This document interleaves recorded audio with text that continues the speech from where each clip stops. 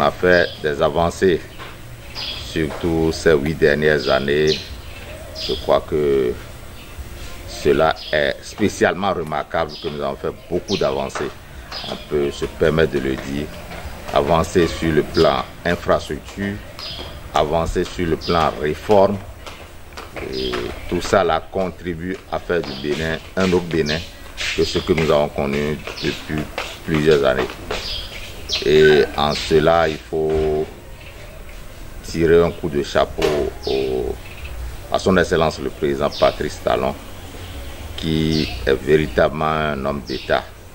Un homme d'État, un leader en cela qu'il réunit certaines valeurs, certaines qualités que sont l'intelligence, la sagesse et le courage. Donc depuis 8 ans, avec intelligence, sagesse et courage, il conduit ce peuple, il conduit ce pays vers une certaine amélioration des conditions de vie. C'est surprenant que beaucoup d'initiatives ont été prises, beaucoup d'outils, beaucoup de dispositifs ont été mis en place pour le social. Mais quand on dit que ce régime n'a pas tenu compte du social, je crois qu'il faut s'inscrire en faux. Parce que des initiatives comme les cantines scolaires, des pécules qui sont versées régulièrement à des scolaires, des initiatives comme Besoké, je crois que c'est le social organisé. Il n'y avait pas un social organisé dans le pays. Certainement, il y avait un social, mais pas organisé tel qu'il est aujourd'hui. Donc, on se rapproche vraiment de l'Occident en termes de dispositifs de sécurité sociale. Pour ma part, je crois que ce qui reste à faire fondamentalement, c'est que chaque Béninois change. Chaque Béninois change. Et ça, ce n'est pas du ressort du chef de l'État. C'est du ressort de chaque Béninois et que le Béninois mette le travail à sa réelle place. Il n'y a que le travail qui libère. C'est ce qui reste à faire. Sinon, je pense que sur tous les plans, il n'y a pas ce secteur qui n'a pas été impacté par ce régime. Et c'est presque du jamais vu au Bénin. Et regardez les initiatives prises en termes d'accès à l'eau potable. C'est quand même de gros investissements. On a connu dans ce pays des formes d'accès à l'eau potable dans les villages avec des pompes où des efforts sont faits quotidiennement, des forages. Mais ce n'est pas avec ça qu'on peut alimenter une communauté de 13 millions ou 14 millions d'habitants. Je crois que c'est des investissements comme ceux que nous voyons aujourd'hui, avec de grandes adductions, des châteaux qui sont conçus par-ci, par-là, des canalisations. Je crois que c'est avec des investissements comme ça qu'on peut régler le problème d'accès à l'eau potable. En matière d'électricité, je crois qu'il faut tirer chapeau à ce régime du fait qu'il a réglé ou qu'il est en train de régler la question de la production de l'énergie électrique. Et avant ce régime, je me marrais souvent quand on promettait aux populations qu'on va leur faciliter l'accès à l'électricité. Le bien n'existe pas, l'énergie n'existait pas. Et comment on pouvait donner l'énergie qui n'existe pas à la population? On est conscient que nous sommes dépendants à 100% d'autres pays. Et en fonction des besoins de ces pays, ils régulent la fourniture de l'énergie électrique. Avant de promettre à une communauté qu'il y aura des branchements, il faut d'abord régler le point de l'énergie. Et je crois que c'est à cela que ce régime s'est attaqué. C'est des choses qui ne sont pas visibles pour le commun des mortels, mais qui sont des réalités. Et ça, c'est des réalités. Et autre chose qui paraît banale, comment on peut développer un pays, comment on peut améliorer les conditions de vie d'une communauté alors qu'on ne connaît même pas leur nombre.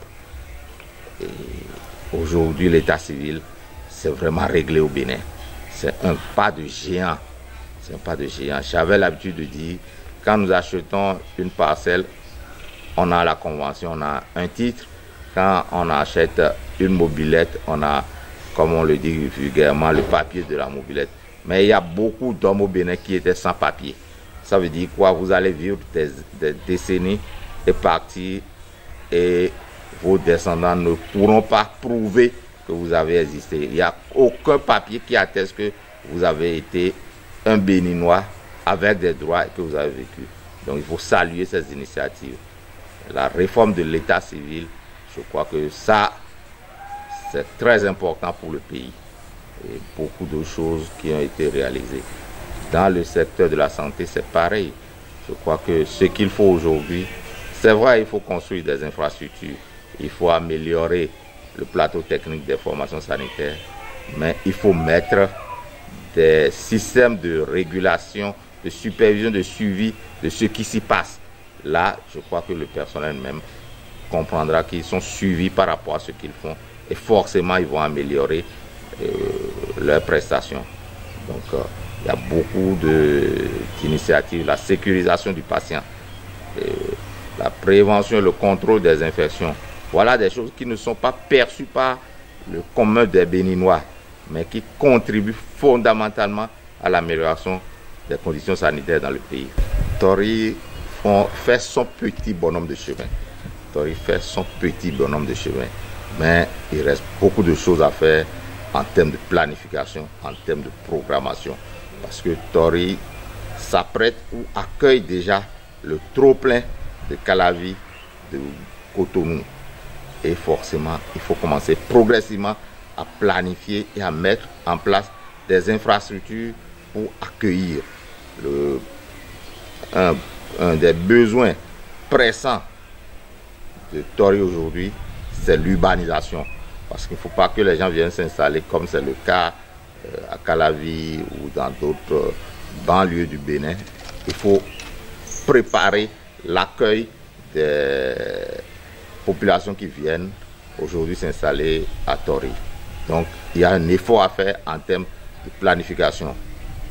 La dernière fois, j'ai suivi la reddition des comptes au niveau de la mairie où le gros problème soulevé, c'était la mobilisation des ressources propres. Ça suppose qu'il faut analyser ce qu'il faut pour améliorer les ressources propres. Forcément, il y a des choses à améliorer pour avoir un accroissement des ressources propres. Et c'est cette question qu'il faut voir dans la commune. On ne peut pas continuer à vivre comme il y a 10 ans, 15 ans dans Tory aujourd'hui. Donc il y a des efforts substantiels à faire. Un autre problème à Tory, c'est les litiges fonciers.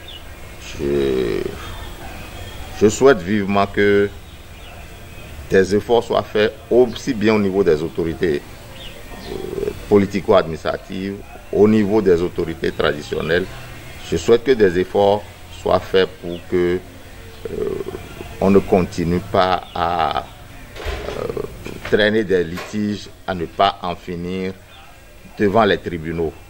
Parce que pendant les 8 ans, on peut s'amuser pour voir quelle est l'évolution des litiges fonciers dans Tory. Quel est le nombre de gens de Tory qui se sont retrouvés en prison à cause de ces litiges fonciers. C'est un problème et ça devait même faire l'objet d'une mini assise au niveau de Tory pour que les gens se parlent et ne continuent pas à aller perdre du temps devant les tribunaux pour des biens patrimoniaux, pour des terres dont ils ne détiennent même pas un titre. Ils ne détiennent même pas un titre. Tu pourras défendre quoi devant le droit moderne si tu n'as pas un titre, si tu ne peux pas apporter la preuve de la propriété dont tu revendiques le droit. On continue à faire, à compter sur le témoignage, mais pourquoi ne pas se retrouver en famille, en collectivité, devant la chefferie traditionnelle pour trouver des solutions consensuelles, Ça me préoccupe personnellement, la question des litiges fonciers à Tory aujourd'hui. Ça me préoccupe parce que sans une sécurisation du foncier, on ne peut vraiment pas penser un développement. C'est un gros frein au développement de la communauté. Parce que la communauté perd trop de temps dans les litiges fonciers, perd trop de temps à animer des antagonistes qui ne disent pas non, qui ne disent pas leur nom. Je dois commencer par souhaiter une bonne fête de l'indépendance au premier des Béninois, son Excellence le président Patrice Talon. Et souhaiter une bonne santé et lui souhaiter plus de courage pour faire face aux questions de développement du Bénin. Il en fait déjà assez, mais il lui faut encore beaucoup de courage pour braver les antagonismes. Ça ne manquera pas. Mais Dieu fera son œuvre. Le peuple aussi saura le récompenser en son temps, saura lui reconnaître ses efforts. Et je profite également pour dire bonne fête à Sa Majesté le roi Kinidegbe Ozekba, roi des Toris, qui fait aussi beaucoup d'efforts pour rassembler toute la communauté des Toris, qui depuis toujours a été une communauté cosmopolite, mais qui devient encore plus cosmopolite qu'avant. Donc il faut vraiment trouver les moyens pour mettre tout ça là ensemble. Et à l'endroit des têtes couronnées, des dignitaires des cultes vaudous et de toute la population, je dis bonne fête de l'indépendance.